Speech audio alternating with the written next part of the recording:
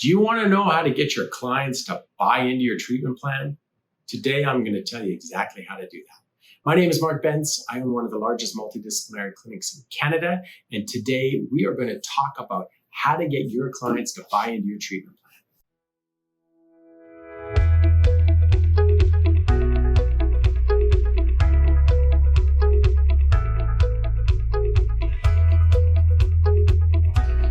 Step one, work with them. Be on the same level they are. So what does that mean? Is develop the treatment plan with them in the treatment room so they clearly get it, right? So if you're just administering a treatment plan and you just write down on a pad and you say, hey, go do it, that's way different than listening to them, right? Hey, why are they coming in? What's wrong with them? How can I help them? Educating them how you can help them, right? So step one, you want to develop this plan together. You're a partner. You're a partner with this client. You're not just the therapist. You're a partner in getting them better. Really, really important. Step one is develop it together in the treatment room. Step two, explain what each treatment's going to be about, right? Like get into the detail. If I'm the patient client, I want to hear, what is this pathway I'm going on? What is my journey you're taking me? So tell me, right? Explain it to me. And I'll run through an example that covers all three of these things at the end. But take the client through each step so I clearly understand what my future looks like. Okay, step three. Once you've developed it, step one. Once you've defined it and gone through the details, step two. Step three is make sure they're doing it, right? So how are you going to do that? Well, first thing I would do, and the simplest and the best, the number one way of getting this thing done is making sure they understand it and then walking them after the session to the front desk and making sure they book the appointments. And you can introduce them if you have reception, and introduce them and say, hey, you know what? This is Mark. I need to see him 4 times. I'm going to see him once a week, and then leave them with the front desk staff, and they can take care of it. If I'm going to be the therapist and I don't have a front desk staff, then I'm going to say, hey, great, John, what I want you to do is I'm going to book you in once a week, and we're going to get through all those different steps I talked about. And so are you available? And I would give them the exact same time and day that they came in today. So I would say, are you available Tuesday at 11 a.m.?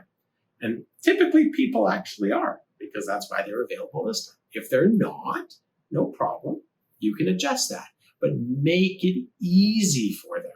Now, here's the first hurdle you come up against when it comes to the booking. They go, oh man, I don't have my calendar on me. And of course, anybody says calendar, it sounds hysterical. You know they're over 50 years old because everybody has a phone and they typically run it on their phone.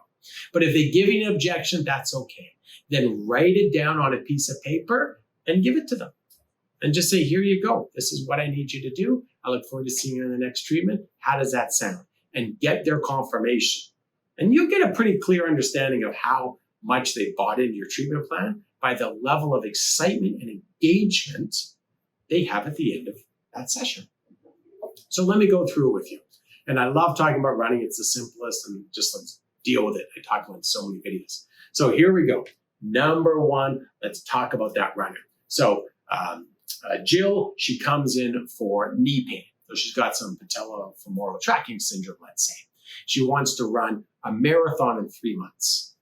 Great. I'm going to talk to Jill about that. Of course, ultimately, and the best way is I'm a runner, so I can express my pains and my joys with Jill while I'm talking to her, and my successes and my failures as running. So we're really, again, developing a connection. We're working on this plan together. Again, we're partners. We're partners in this outcome. So then I'm answering all her questions. And you'll, again, figure it out because you're listening to the person. You're hearing what they're saying to you. And when they're engaged and talking back to you, you know you're the partner. If people aren't engaged and talking back to you, typically it's going to give an indication that they're not buying what you're selling. So there's many videos I have to help change that. Rapport would be one of the videos I'd look at. But really understand, if you're engaged, excited, and having a great connection, the treatment plan that you guys develop, they're going to adhere to. Absolutely adhere to, because they want the partner, right? They want you to help them. Okay, so let's take about that running example and let's bring that into step 2. Okay, so step 2 with our running example is go through it in detail, right? Really explain to them. So maybe it's a 6 treatment plan program you're talking about. Okay, explain in detail. Maybe your treatment's an hour long. You've got enough time to talk to them. If you've developed rapport, if you've developed the treatment plan with them, these people are engaged. So explain to them how much benefit they're going to get through each treatment. Give them the detail. Get them talking to you.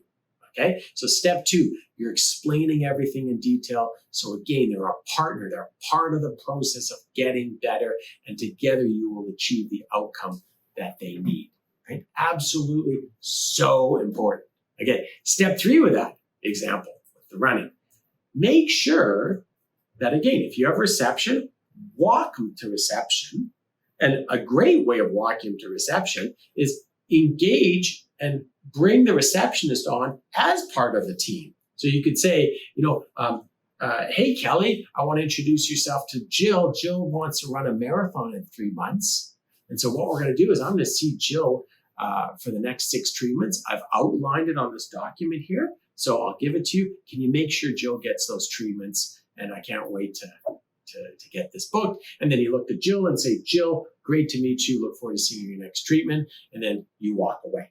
So if you've got a receptionist, use them to help create the bond, the family. People want to be a part of something, right? So create it. Now you don't have a receptionist, no problem. There's the laptop, book it.